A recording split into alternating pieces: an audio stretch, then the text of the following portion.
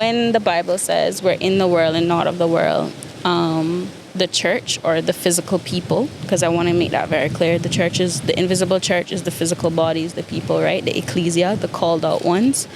We are not of the world, meaning the things of the world. And I think people don't understand what it means is systems and programs, right? When it talks about the world. It's the systems and program that sets itself up against the knowledge of God, meaning the things of God. So we're in it. We're physically in it. That's what I mean. Like when it says that we're in the world, but we're not of the world, meaning he has a greater and higher purpose for us. So we're not of the systems and all of the things that are set to divide us. All of the things that are set. The names, the boxes, the names, everything that tells us like the things that you are certain and this is definite about this you. This is certain and this is definite about me. Like, no, I am who God says I am. I am made in his image.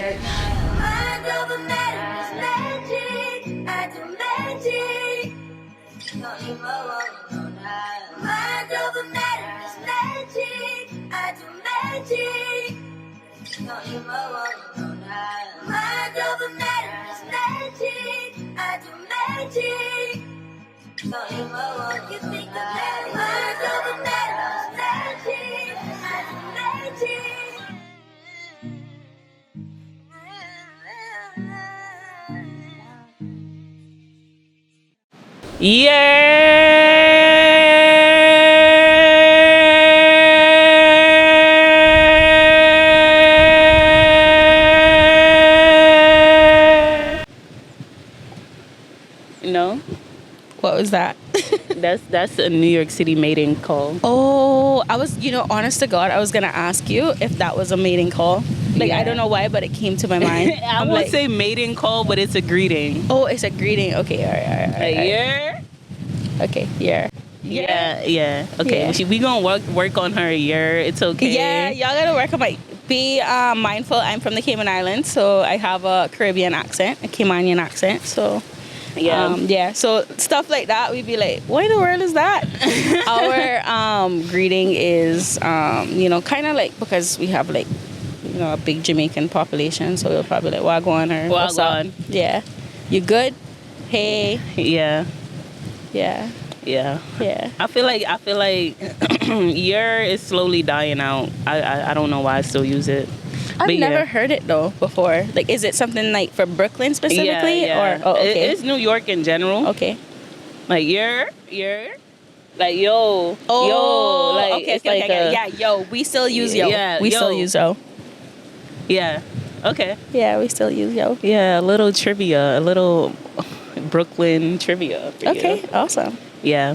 So welcome to Mind Over Matter podcast. I'm your host, DEJA Wallace, and as you can see, I have a lovely guest. As you can hear from my audio listeners, I have a lovely guest. For my visual, if you're looking on the YouTube, the visuals are going crazy right now. I know. I just blessed y'all aesthetically. We on the beach with it in Cayman Islands. Yes. The Cayman Islands. And I've been with my lovely cousin, Kirstie, day 2 on the Cayman Islands, and it's exciting. The content that's coming out, that we're going to get out this trip, is going to be immaculate. As you can see from this is just a little taste of where we're really going with this podcasting thing, because Kirstie herself is getting into podcasting. Yeah. And I'm so excited for you, girl. Thank you. You've been wanting to do this. Yeah. You've been wanting to do this since months now, for real. Oh, like I think it's probably like a year now that I had like the equipment put up in the house, but it's like one of those things where you just get up and do it. You stop procrastinating. I think that was one of the biggest things for me, is just procrastinating on it, because there's like an initial fear that you have. Like you're like, I want to do this, and you get all like the motivation part. You get amped up and you realize it's not just about motivation, it's about discipline. So. And execution. Like just do it. So here we are. Yeah, here we are doing it. And this is your first time actually doing a podcast. Yes, this is. As a podcaster. So that's exciting for you too. How do you feel? I feel great. Like I feel like it feels like it's coming natural, to be honest. Yeah, this gal can chat. Yeah, I think that's the part that helps. She's a real talkative person. But when she speaks with sense. It's not like the ones that you're like, oh my God, like how can I get out this conversation? She actually speaks with sense, okay? So on today's episode, this is episode 81. Wow, Deja, I'm so proud of you. Thank 81. 81. Wow, that's amazing. Yeah, and today I want to talk about just self-doubt. Okay? Yeah. That's what we're going to talk about on today's episode. So kick back, relax, and enjoy this episode. Yeah. Definitely. Self-doubt.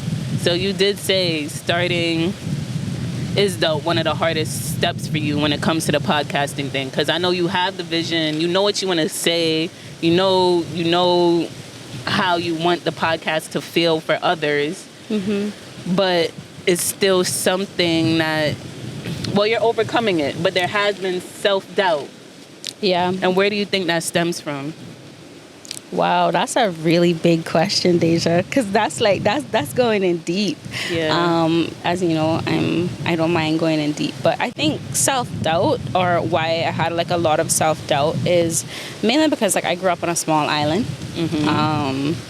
It's kind of like a bit judgmental here, so I started to like look at the fact that like, oh my goodness, if I start to do something very different from what people are doing here, they're gonna talk, and you start to doubt your own ability and like yourself, and to see what you can do. But I also think too, like it stems way back. You know, like a lot of things that we experience now as adults probably stemmed from childhood. You know, and doubting yourself on things that you can do because maybe you weren't like affirmed, maybe you weren't like approved in certain stuff. So I feel like maybe a lot of it stemmed from there. But that's a deeper, like if you dive fully deep. But specifically with the self-doubt around actually starting the podcast, when I said I would have started it, was a lot of things happened, and I didn't have the confidence in myself at that time to put myself on camera, one, and then out in the public. Because it's like, you're in the public domain, you're gonna face criticism, you're gonna face people that are gonna approve you as well, affirm you. And I think it's just getting to a place of confidence, and I think I'm there now. I've done the self-work that was needed. I've as you know, where I'm at spiritually, my walk with the Lord really gave me that confidence, because he's like, look, you need to get out there and you need to start talking now. Enough of staying inside this little hole. You got to get out there, and you got stuff to do, you got work to do. Exactly. And I feel like we all feel that, you know, especially when we're going into like a new stage in our life. Yeah.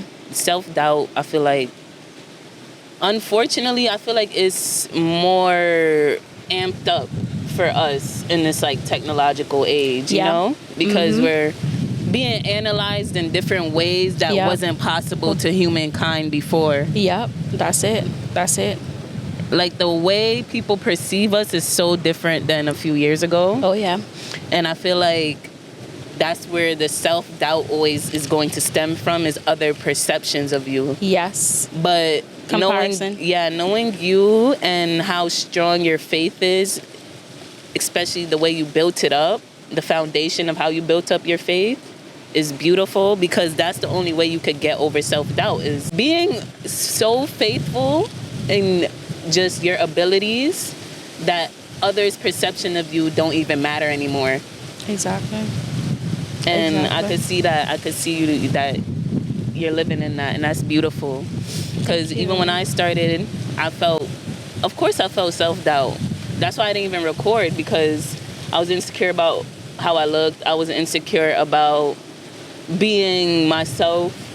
Yeah. Just being myself. Yeah. That's the best way to do it. That's why people are going to gravitate to you when you start your podcast, because you're yourself. Yeah. And that's like what I've started to like specifically work on. I'm like, you know what, Lord, I trust in you, and I trust that you're gonna help me through this. Because that same thing, like when you mentioned about like, you know, you felt like, you know, the way you look, all of those other stuff, like, you know, the insecurities come up. And for me, like, I've gained a significant amount of weight compared to the Kirstie before. So that was another thing that hit me. It's like, oh my gosh, camera adds like 10 pounds on you, you know? And it's like, I started to look at that and I was like, no, like all of these other stuff. And I think that's probably why it didn't happen when it did, is because I had to go through a period of time of loving on myself, finding who I am in the Lord. And through that, it gave me the confidence to where I was now. So I think it's like visions, you'll have them and they'll happen in the future, right? And I think that vision came back then and it wasn't until now. Yeah. It wasn't until for this time. You had to go through that to even gain the clarity of your vision. Yes. Add more details in that vision. Yes. Because I always say this, and I'm working on it, visualization is probably the hardest part I deal with when it comes to manifestation, because I'm not really a planner. Just like visualizing myself in the future is probably one of the biggest things I know, that if I could use that tool and like focus on that image, it's over. But most of the time when I try doing it, it's blank. Like I can't really see. When you share that, this came to mind, right? It's a lot of work too, because when there's a lot of baggage from the past or like from anywhere, it starts to block your vision, right? So I don't know if you've ever heard of like writer's block and other stuff like that. It's like something, I won't say like spiritual or whatever, but it's almost like where your mind is at right now is like it needs to evolve to seeing future DEJA. Who's DEJA in the future? What are the things DEJA is going to be in the future? And I think what's happening is you are walking on that path. You just can't see it, because remember, we're always more critical on ourselves. We're always more critical than ourselves, because other people can see that future. They can see that in you. And yeah. And that's why I feel like I'm not too worried about it. It's just gonna be an extra tool to like solidify everything, but I'm not too worried about it because, like you said, I'm already walking in it. You on that's that why I won't even say it's a block, probably because I'm walking in it. You can't see it, you know? Sometimes you can't see how limiting certain things can be, or how uplifting or appreciative you are of certain things until you leave, like, you know, your hometown. And you know what I'm gonna say now? I already know what you're gonna say. She been hitting me with the Bible verses since I touched down. You know, it says a prophet has no honor in his hometown. A prophet has no honor in his hometown. And it's like, familiarity breed contempt. That one's not a verse, but that one's a popular saying. And I think, stepping out of your area and coming out and recognizing who you are and the gifts that you have and what you contribute to the world. And that's why I'm so grateful to be here right now with you. You know what I mean? At the time it happened, how it happened, the purpose is happening for. It's so beautiful, you know? It definitely is. And I'm excited for you for the new year as well, and to see what path you take, and to know that you're just walking on it. And like, you know, just to throw this in there, like, we walk by faith and not by sight. And because like when you said what you said in terms of not being able to see it, I just want to add to, is like, you're not gonna see it physically, right? But it's happening. Like, there is a cutting and clearing happening, and we, like you said, like, you know, we walking into 2024 by faith, not by sight. Because it's like, by faith, that's not something tangible. That's not something that you can physically see. That's something that you believe in and hoping for, and you know that it's gonna happen. The knowing is everything. The knowing, because you know who you trust in. Stronger than the belief. The knowing. Once you know who he is and you trust in him, he gonna make your path straight and clear. So. And one of the biggest things that I appreciate about this year is that I was able to not allow negative moments and dwell on that. Like I wasn't allowing it to even mess with my day. You know what I mean? Yep. And that's Yep. like a skill.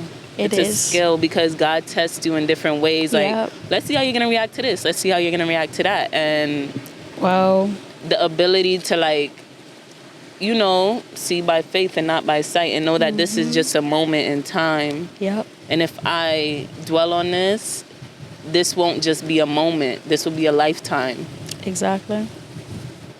Yeah. So that's the biggest thing I learned this year. And anybody that's seen me like earlier 2023 compared to now, Wow. they're like, wow, DEJA, you're different. You know what I mean? Growth. Renewed mind. Renewed mind. Renewed mind. Renewed mind. So 2024, I'm very excited. What's the biggest accomplishment that you, even if you didn't even think about it, like right now, think about it. Like, what's the biggest thing you're proud of yourself for 2023 accomplishing? Okay. And it's so funny because when you were asking that, it popped into my head.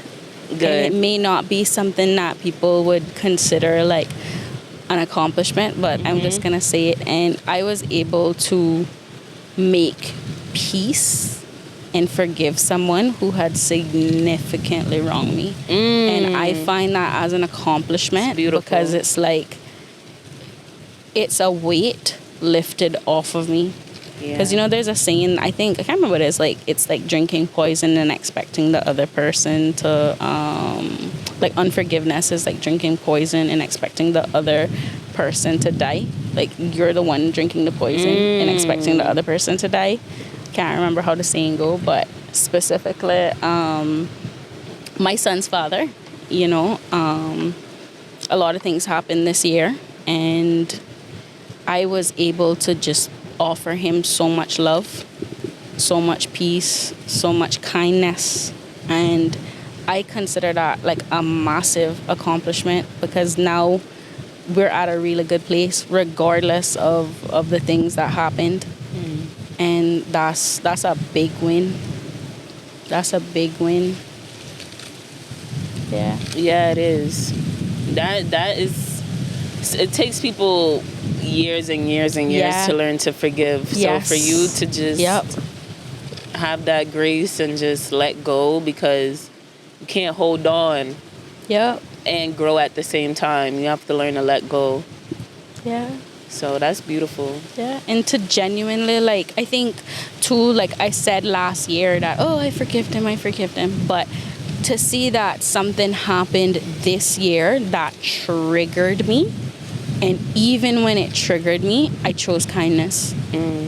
Like, I had a moment to, like, completely destroy him. Like, going back to the topic of meekness. Completely. And I didn't. And I genuinely wanted the best for him in that moment in time. And I was able to even pray. Like, I was able to pray for him. And, like, he was in a situation that was, like, really bad, really messed up. That he caused on himself, obviously. But I offered him grace in that moment, and I offered him kindness and forgiveness, and I prayed for him. And you know how powerful that is, Kirstie? You know how powerful that is? People take kindness for weakness sometimes. That's how like society tries to promote, you know, characteristics that aren't as loud. You know, somebody that's kind is not as loud as somebody that's mean. That's mean, but just because they have that attention, that don't mean they're more powerful. And I think back to like this story in this book I was reading, or like I think my brother was telling me this story. But there's this story about like this general, right? And he was in the army by himself. Well, he had a smaller army than the other general he was fighting against. And then he got word that the army was coming in to attack. And he told all his soldiers to go home. He don't need them.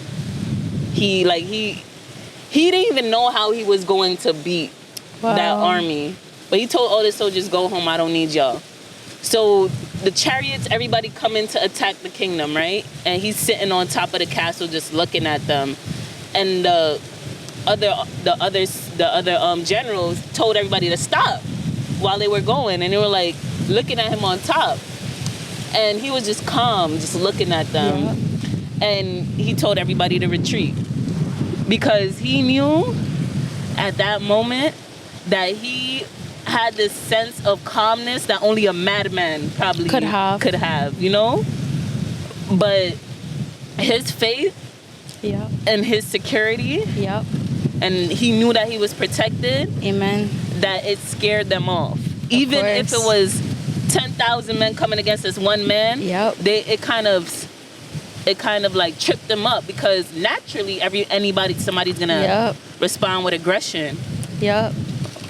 But there's so much strength in responding with calmness. It really trips people up. And I think of another thing where it's like, if I ever experience like overt racism, where people are like overtly like nigger, like really coming for me, you know how I'm gonna respond? With calmness. Oh yeah, because they're not expecting that. They're not expecting that. They see you're powerful.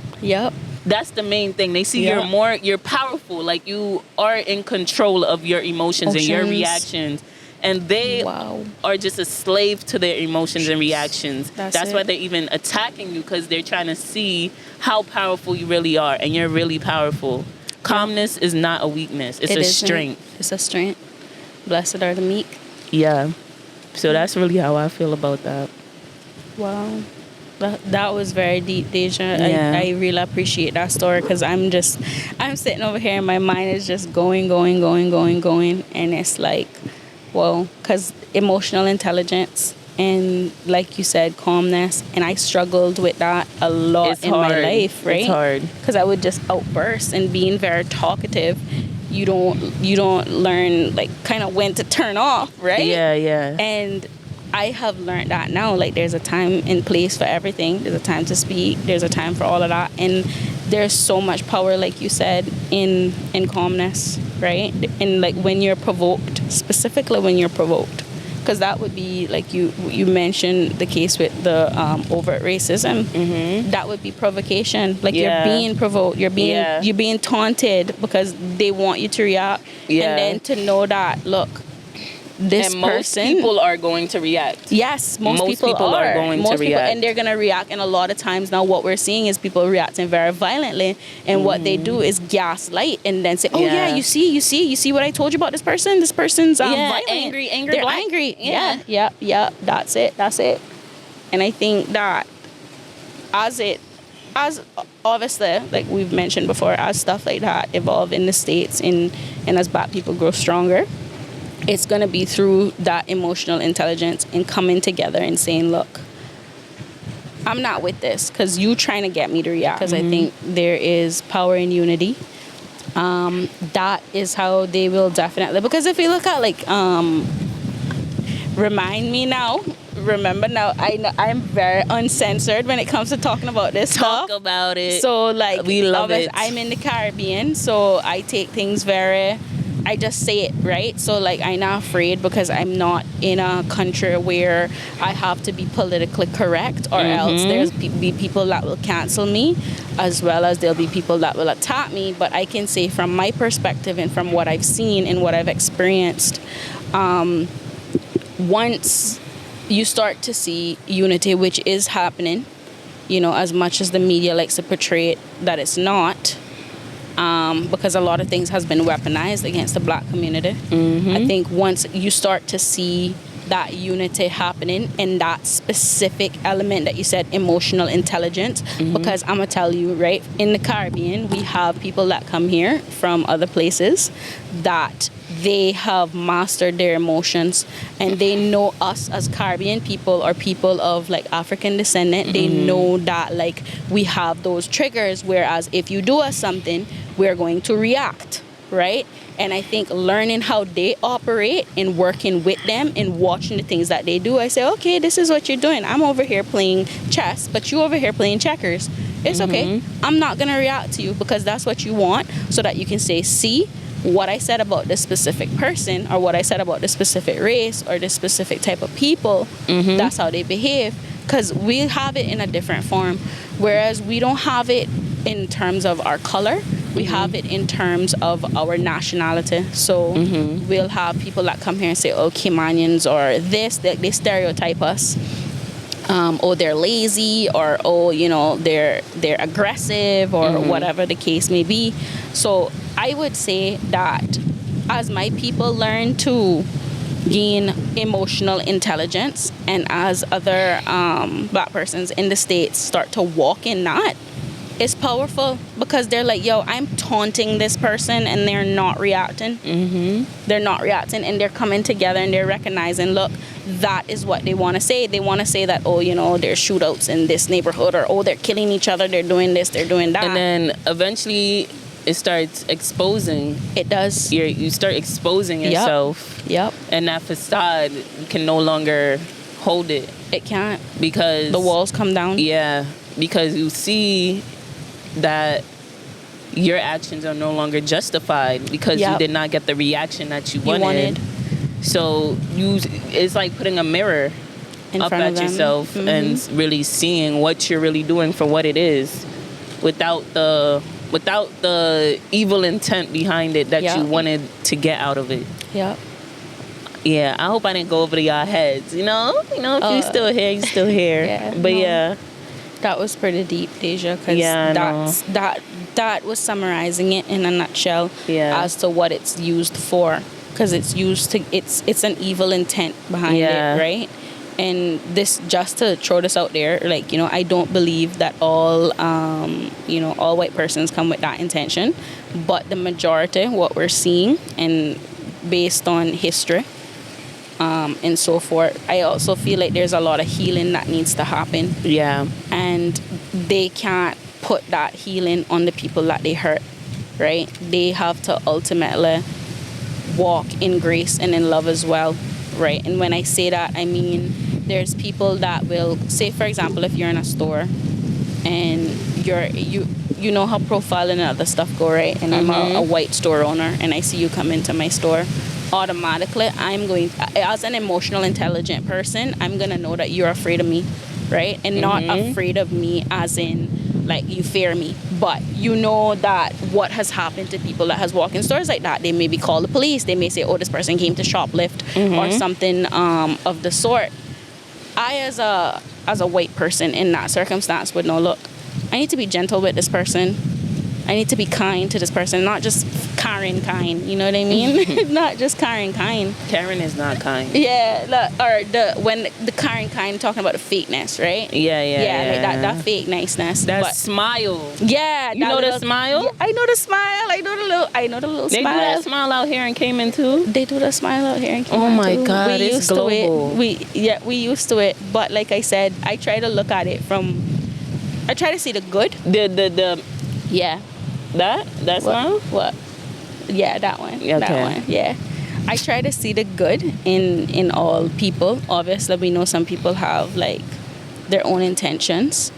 And like I said, Cayman is not as racially charged as the US. So I've had to come to a conclusion that my experience is very different because of, me being fairer skinned than my sister. My experience has been different from her, and it's not until you start to experience it yourself and until you watch your other friend, like I shared about the situation at at the place that I'm leaving work, and I can just openly speak about it because I stopped hearing.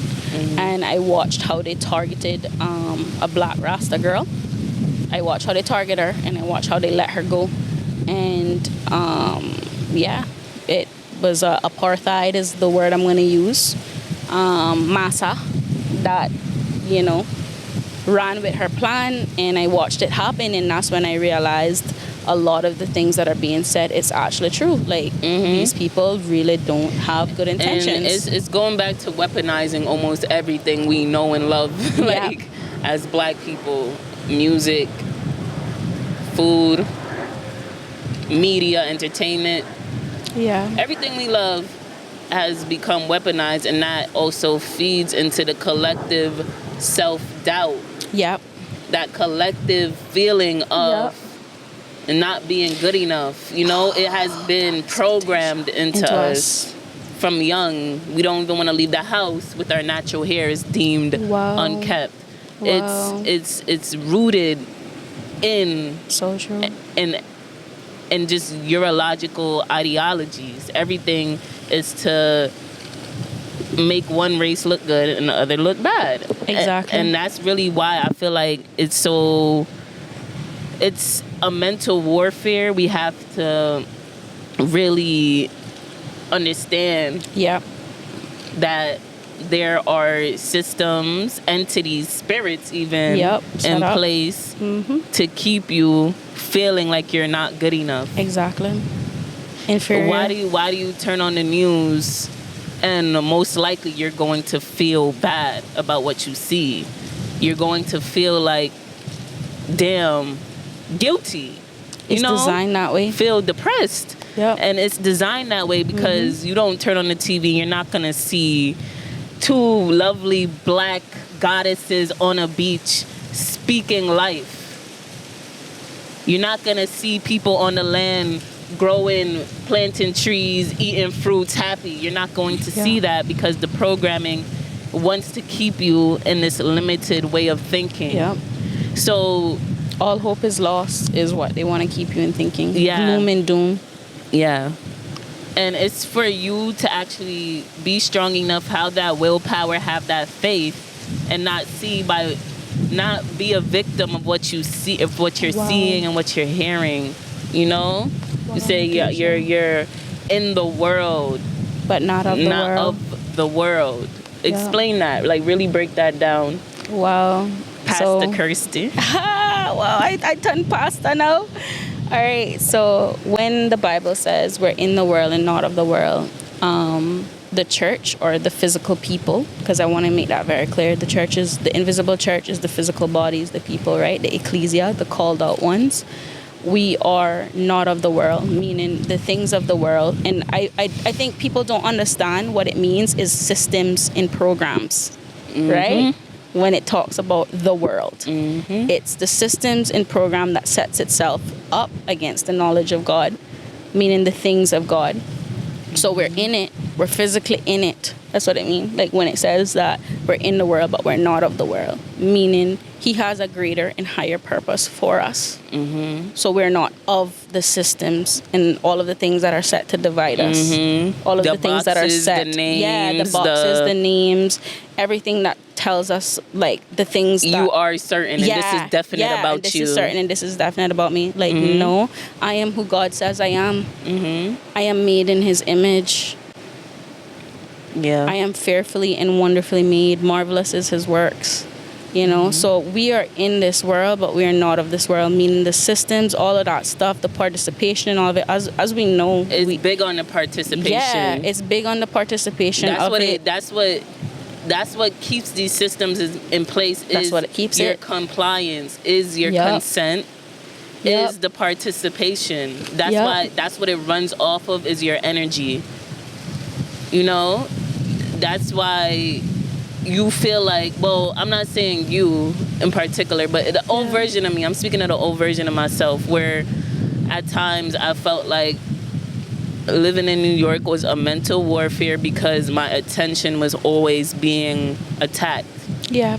You have to have selective attention in environments like that where you step outside and there's somebody there and they could tell you, suck my could tell you something disrespectful. You know what I mean? True. Like even up to this Toxic. even up to this last week coming to Cayman Islands, there was like so many instances where I'm like, wow, this place is really fighting for your attention and fighting for you to participate.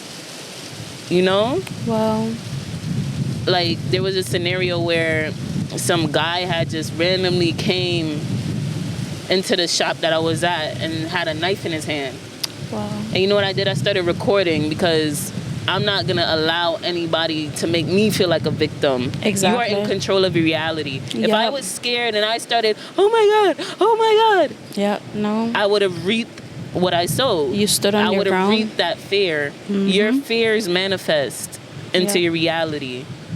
You have to really like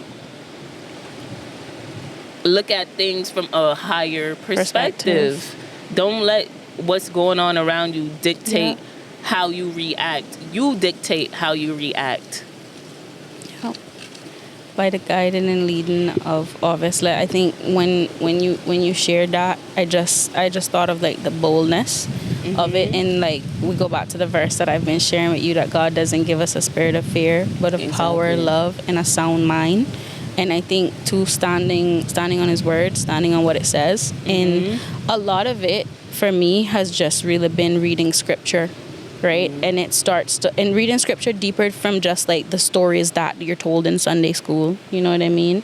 Because you can hear these stories and it all sounds great, or like just the regular stuff, but once you start to dive deeper and you realize that, going back to that whole we're in the world and we're not of it, the world reaction would have been fear in that situation, like, right? Oh my God. Yeah, like this. Yeah. Oh my God, call the cops. Oh my God. Yeah, and you pulled out your phone, you start recording, because you say, in the event that anything happens, this is recorded. This individual knows that I am not afraid of him. Exactly. He knows that I'm not afraid of him. He left when I started recording. Yep. And that right there, DEJA, that's powerful. Yeah. That's powerful. You see, like I said, calmness is more powerful. I was thinking with clarity in that moment. If I thought in a fear mindset, I would have been confused. I would have been, my heart would have been racing. You know, there would have been no type of structure and clarity in my reaction. Calmness. Yeah. You know? Wow. And I think calmness also comes with knowing. Just knowing. It does. Knowledge. Knowing that you're protected. And just knowing that. And I think that's really where my confidence comes from too. Is just knowing that this is bigger than me. This podcast is bigger than me. You know, just certain interactions in my day-to-day life, good and bad, is bigger than me. Wow. You know? Girl, you just over here speaking life to me. I'm just so like, I want to be on this forever. You know, so that's really good. Yeah. And I'm happy that that's where does your confidence come from? So I don't know if you've ever heard God-fidence. God-fidence, okay. Yeah. So it's like, she switched it up. God-fidence. Yeah. And when I say God-fidence, I don't mean like just on myself. So it's gonna be hard to explain, but I hope it doesn't fly over everyone's head. If it does, that's crazy. It just does, right? But I would say that my hope and my confidence comes from God, right? And it goes back to talking about foundations and what you build on, right? This is sand. We on the beach, right? And if I build my confidence on sand, or if I build my confidence on the ocean, or if I build my confidence on anything else, it's gonna be tossed and turned. Sand is gonna be sifted, right? It's gonna move.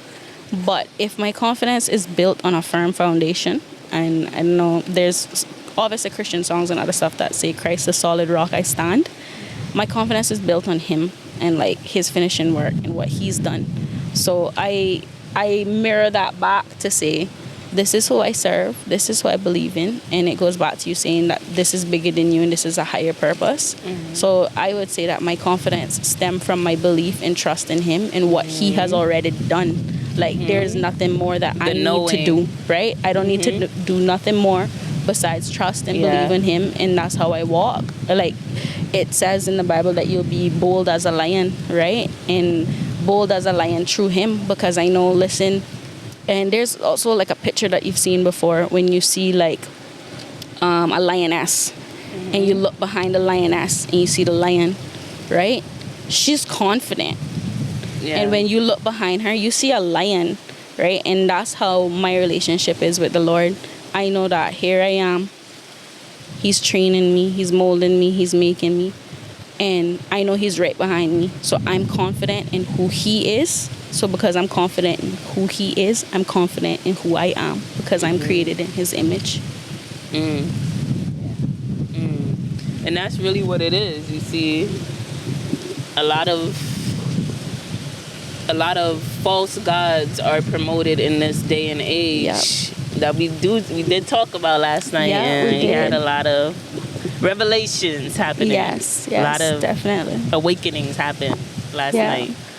I'm glad that we timed this episode so perfectly, fresh off of that conversation, because I'm still like sitting High with off that of it, conversation from last night. Yeah. But all of that being said, like, sometimes, you know, back to that programming, it's not programmed to like look luxurious or look fun or look like you can even enjoy life when you turn to God. Like, you got the stigmas with the Jesus freaks, and you got these different stigmas set in place, and different alternative ways of religion that doesn't require as much commitment, that doesn't look at the longevity and doesn't look at like,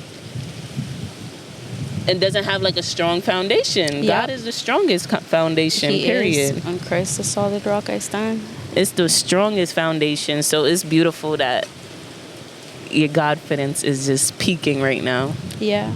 And just to add to that, right, this is where humility comes in, because I know it's nothing of my own, right? And when I say nothing of my own, I specifically mean there's nothing that I could do to gain his love. It was already there. It was already given to me, right? And it's unconditional. There's nothing that I do, and in the Bible it says that there's nothing that separates us from the love of God.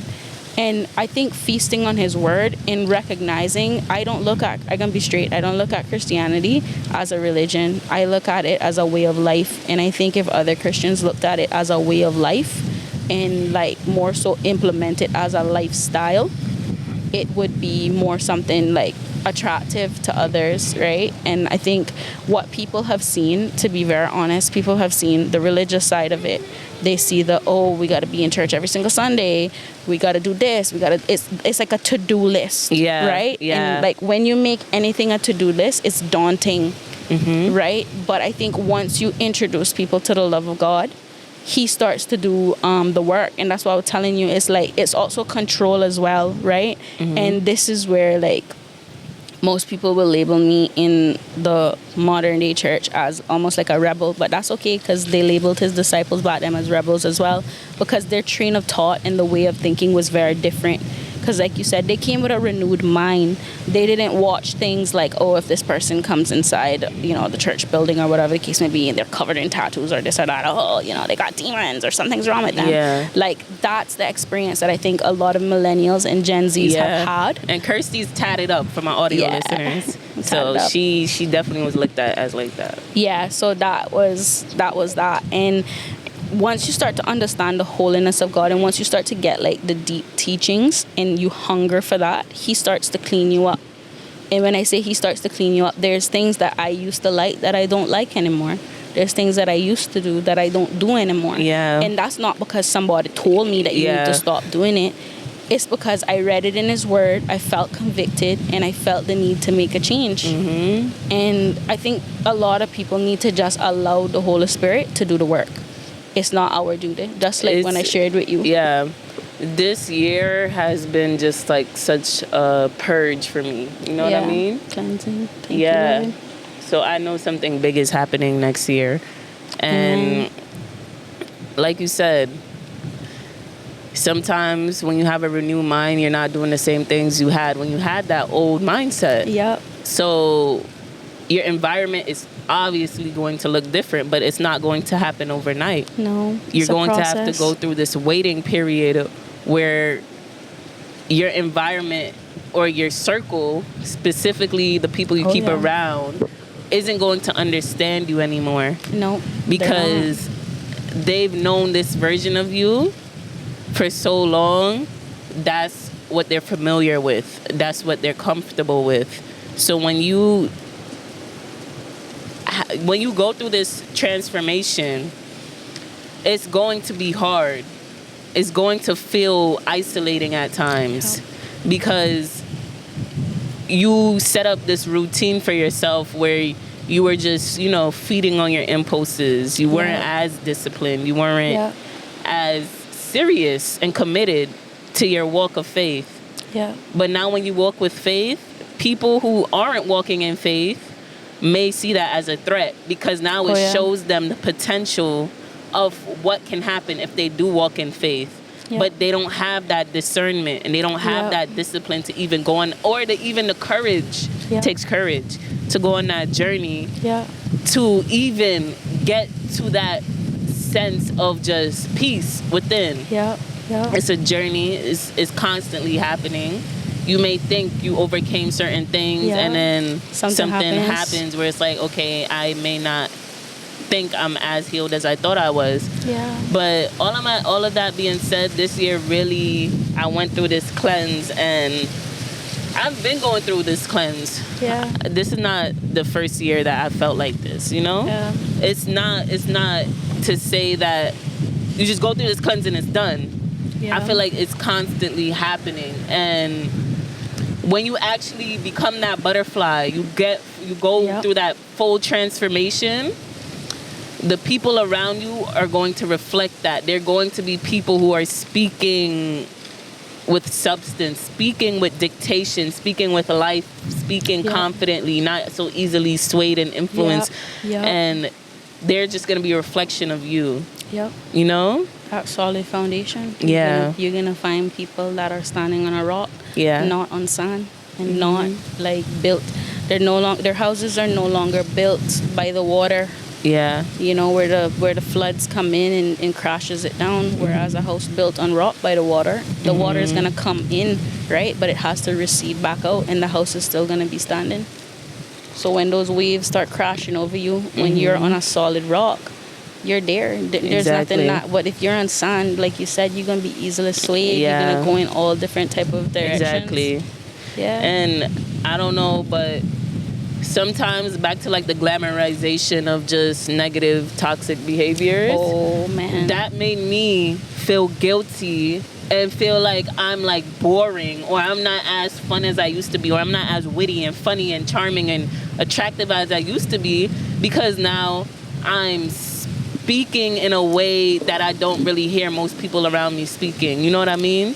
It made me feel like a little nerd, like a dork, and I didn't really fully embrace my transition for a while, which hinders you. You know, when you don't fully embrace your time, when you know it's your time to step out of old habits, when you don't fully embrace that, you start to walk around with this feeling of guilt, resentment. You know, your circle now, you looking at them, you're like, this is what I'm dealt with. Like, I can't change this. And you become a victim to your reality. It's like you're out of control at that point. I think that is profound, because that goes back to the saying about being in the world but not of the world. Because you're in it, but you're not like them around you. You know? And it starts to be when God calls you. And I gotta say this, when God calls you, he isolates you, right? Because he has to clean you up. And he has to clean up all the things. It's like pruning, right? You're on a potter's wheel. And literally, it's like sanctification. That's the process that you talked about, going through that process of growth and going through all of those changes. That's the process that in obviously in Christianity we call that sanctification, meaning he's making you more like Christ. And you touched on the topic of, like, you know, being called boring and all of that stuff. That's a lot of time that's the old programming. That's the old programming, trying to hold on and not it's be reprogrammed. And it's resisting change is what it's doing. It sets itself up to be like, no, what are you doing? Like, this is not you. And but change is so natural, so that's why it's like you can't resist something that's natural to you. We're all gonna have to come to that point on our own, you know? On our own. That's the big part, on our own. I'm not going to run down no friends, no man, no body, not even my closest, you know, people to me. I'm not gonna run you down and try to make you think the way I think about your life, because you are the captain of your faith. I'm a captain of my faith. We all have our own timing of when we're supposed to learn things. And it's funny because I was reading another story where it was like, there was this farmer lady and she had a bunch of baby chicks, right? And she used to be eager to have the chicks, you know, and just grow them and feed them into chickens. And sometimes she'll be so eager that when the chick makes a sound, she'll like break the egg and try to make it easier for them to come out. But in doing that, her son started to realize that the chicks she did that to did not live as long as the chicks that naturally came out their egg.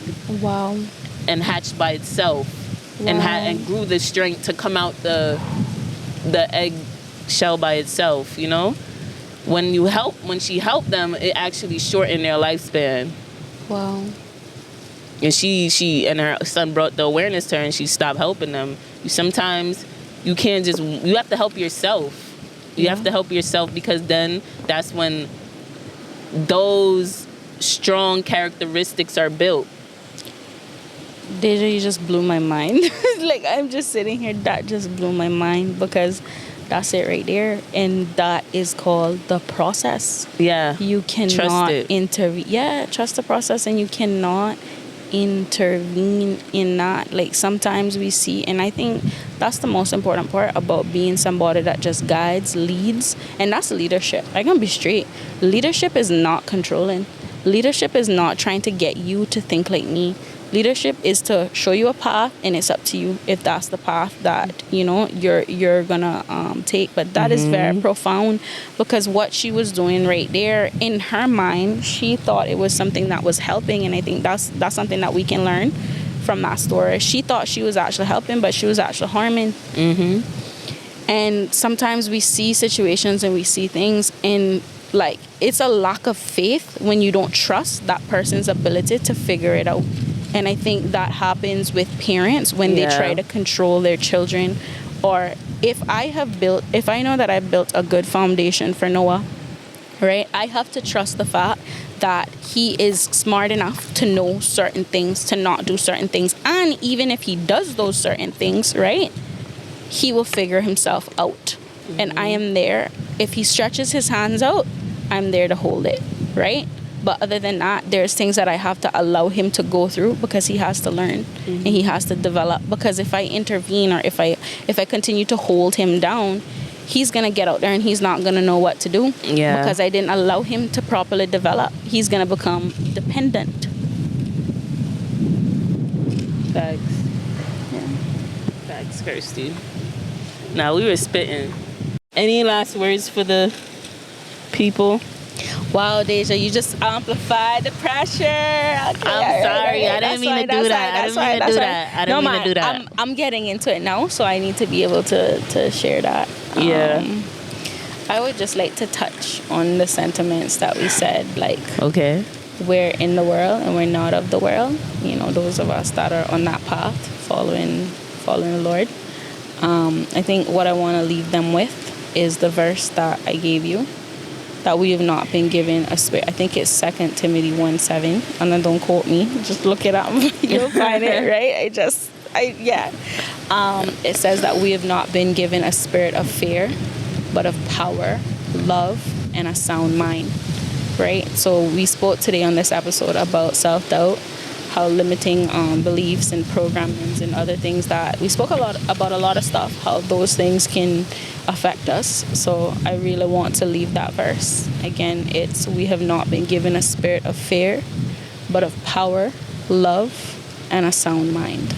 And a sound mind. Yeah. All it starts in the mind, people. Yeah. Focus up. Be mindful. Yeah. Mind over matter. You get me? Gotcha. If you listen to the end, if you listen to the end of another episode, I appreciate you. Tell a friend and tell a friend and tell a friend, mother, that it's mind over matter, baby.